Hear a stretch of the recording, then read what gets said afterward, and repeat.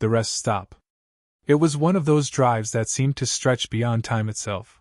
Black highway, white lines, and nothing but the low hum of tires cutting through the dark. I was 2 years younger then, driving alone to Dallas, Texas, trying to make up for lost daylight. The plan was simple: drive until I couldn't anymore. But when the clock struck past midnight, and the road became too empty for comfort, I realized I hadn't seen another car in nearly half an hour. The GPS had lost its signal somewhere near the Arkansas border. I wasn't sure if I was still in Arkansas or already in Oklahoma. Either way, I was somewhere in the middle of nowhere. The kind of nowhere where the woods seemed to lean in close, and even the air felt heavy with silence. I kept telling myself I could go another hour, but my eyelids started to drag, and my throat was dry. I needed caffeine, or maybe just human light. When I finally spotted a faded blue highway sign that read Rest Area 1 mile, I felt a strange kind of relief. I didn't care how sketchy it looked. I just needed to stop. The rest area appeared like a forgotten relic, a single, flickering streetlight over cracked pavement, a small concrete building with a restroom sign half faded by rain. No cars. No trucks. Nothing. Just me, the night, and the humming of the fluorescent light above the vending machines. I parked directly in front of the building, engine idling. Every instinct in my body told me not to get out. But exhaustion makes you do stupid things. I grabbed my pepper spray, locked my car, and started walking toward the door. My footsteps echoed too loudly on the concrete, and the sound of my own breathing seemed to fill the space around me. Inside, it smelled faintly of bleach and old water. A narrow hallway led to the restrooms, men's to the left, women's to the right. Between them were 2 humming vending machines and a single wooden bench. I told myself I'd just use the bathroom, wash my face, and leave. The mirror inside the restroom flickered with dying fluorescent light as I washed my hands. That's when I heard it, footsteps. Slow, deliberate. Coming from the lobby. At first, I assumed someone else had pulled in. But the sound didn't pass by. It stopped right outside the restroom door. And then came the banging. A heavy, violent pounding that made the thin door shudder on its hinges. I froze. The door didn't even lock. It was just one of those public restroom doors meant to swing freely. Whoever was out there could have walked in easily.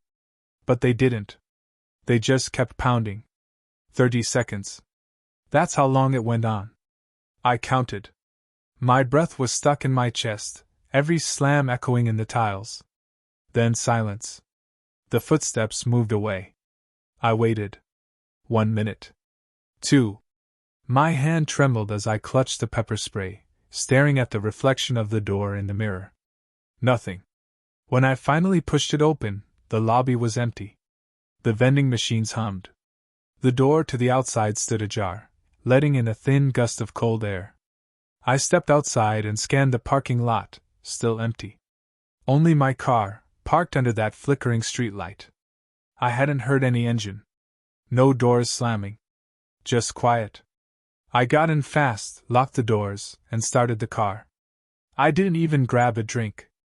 My pulse was racing too fast for caffeine now. I reversed, headlights slicing through the dark, ready to merge back onto the highway. But then, something moved. A man stepped out from the woods. Long hair, a beard, a brown jacket, jeans, heavy boots. He stopped right in front of my car, staring at me through the windshield. The way he stood, it wasn't like he was asking for help. It was like he was waiting. And in that moment, under that cold white streetlight, I knew, whatever had been banging on that restroom door was now standing right in front of me. Absolutely. Here's the continuation, Chapter 2 of your YouTube crime suspense story. The tone remains cinematic, tense, and realistic, with a slow burn dread that fits your blue-gray night drive aesthetic and American highway horror vibe. The man on the road. For a few seconds neither of us moved. The man just stood there in front of my car, his outline sharp under the dying light. His head was tilted slightly, like he was trying to see who I was, or if I was alone. The engine idled. My hands gripped the steering wheel so tight my knuckles went white. I thought about honking, about yelling, but some instinct whispered, "Don't draw attention. Don't make him move." His eyes were hidden under his hair, but his mouth twitched. Not a smile, not quite a frown. Just this strange, slack expression that made him look almost detached, like he wasn't really there. I shifted into reverse. The moment I did, he started walking, slowly, toward me. At first, it was casual, like he was just crossing the road. Then his pace picked up. His boots slammed the pavement harder, echoing in the empty night. That's when my fear turned into raw panic. I slammed on the gas and reversed hard down the narrow drive, tires squealing. The man broke into a sprint, chasing after my car, his silhouette flickering in and out of the light as I backed toward the open parking area. He didn't shout. He didn't say a single word. Just ran. I jerked the wheel, spinning the car around. The tires squealed again, kicking up gravel. My heart felt like it was trying to break through my chest. When I looked up, I saw him again, standing at the far end of the lot, right where the road curved back to the highway. He'd somehow beaten me there. There was no way I was driving past him. So I did something reckless. I took the exit road the wrong way, against the flow. Headlights off. Breath held. If anyone had been coming into the rest stop, I would have collided head-on. But no one did. The night was empty. When I reached the ramp and merged back onto the highway, I floored it. The tires hissed against the asphalt, and the yellow lines blurred past. The road stretched out ahead of me, black, endless, and utterly deserted. I checked the rearview mirror. He was gone. For a moment, I thought it was over. The adrenaline started to fade, leaving me with shaking hands and shallow breaths. I kept glancing at the mirror, half expecting to see headlights coming up behind me. But the road stayed dark. I drove for maybe 10 minutes before I passed the rest area exit again, this time on the opposite side of the highway. I turned my head just slightly to look, and that's when I saw him. Standing on the shoulder. Still. Watching. The faint glow of my headlights caught his face just enough to see it clearly now, pale, tired, like someone who hadn't slept in days. He didn't move. Didn't even blink. It felt like driving past a ghost. I gripped the wheel tighter and pressed harder on the gas. The highway twisted through forest and open field, and for the next hour I didn't dare stop. No music, no talking, just the low growl of the engine and my pulse pounding in my ears. Eventually, I saw the glow of a town ahead, streetlights, gas stations, the faint promise of people. I finally exhaled. I pulled into a diner's parking lot that was still open 24 hours, parked under the brightest light I could find, and just sat there for a minute. When I finally reached for my phone, it buzzed to life. Signal restored. The screen lit up with a dozen missed texts and notifications, the normal world bleeding back into view. I called 911. The operator's voice was calm and clear as I explained what happened. She told me they'd send an officer to check the rest area immediately. "Did he threaten you?" she asked. "No," I said. "He never said anything." "Did he touch your car?" "No. He just watched." There was a pause, then the operator said quietly, "You did the right thing leaving." When I hung up, I just sat there, watching the diner lights flicker through the windshield. Inside, a few truckers laughed over coffee. The world had gone back to normal, but I couldn't shake the feeling that something out there on that highway still hadn't ended.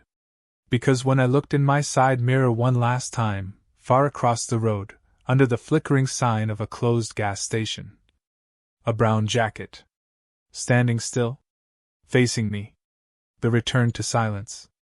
The officer who took my call met me at the diner 30 minutes later. He was an older man, heavy jacket, gray beard, and a cautious expression that told me he'd heard his share of strange highway stories. He listened as I explained everything, the rest stop, the banging, the man in the road, and the silent chase. I showed him the exact location on my GPS, though the signal kept freezing in and out. When I finished, he nodded slowly and said, "All right. Sit tight. We'll check it out." He got back into his cruiser and drove off toward the highway, red and blue lights cutting through the fog. I watched them fade into the distance until there was nothing left but darkness again. For the next hour, I sat in the diner, sipping burnt coffee that had gone cold, my phone on the table, waiting for a call back.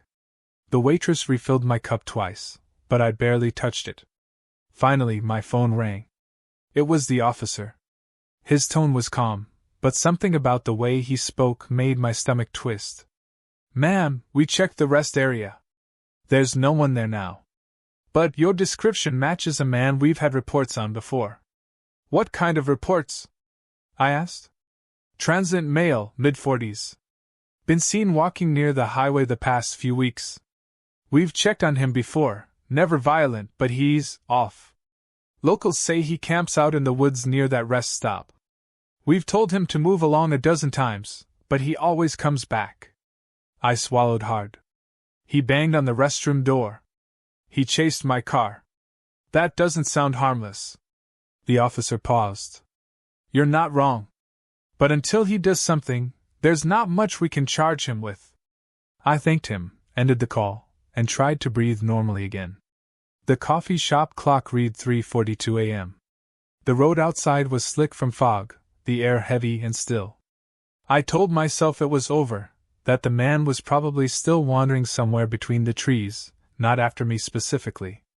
But the truth was, it didn't feel over. Not even close. By morning, I was back on the highway. The sunlight didn't help.